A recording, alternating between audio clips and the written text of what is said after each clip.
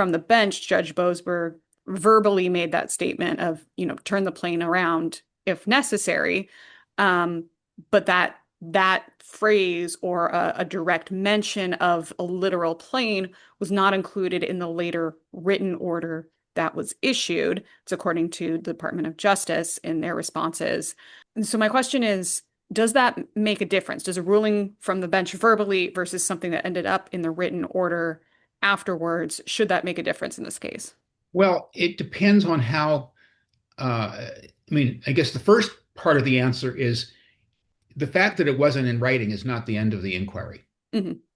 It is possible for an oral order from the court to be binding. It may never be reduced to writing. Right.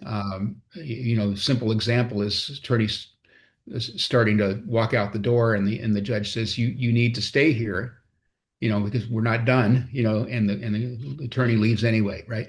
Right. So there's no written order. I mean, it's a violation of a court order. Yeah. So the question is whether there was any doubt, whether there's any ambiguity, whether the circumstances were such that someone in the position of the DOJ could have reasonably thought that their obligation was limited to what was in the written order.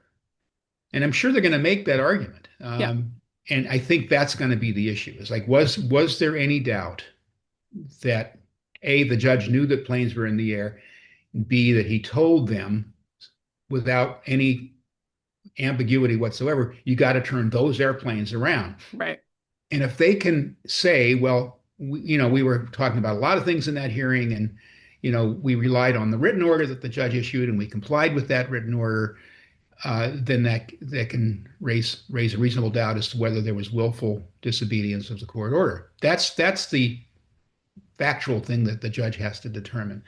But the fact that it wasn't written down, turning the planes around wasn't written down, I don't think that's fatal to the inquiry. It does complicate it.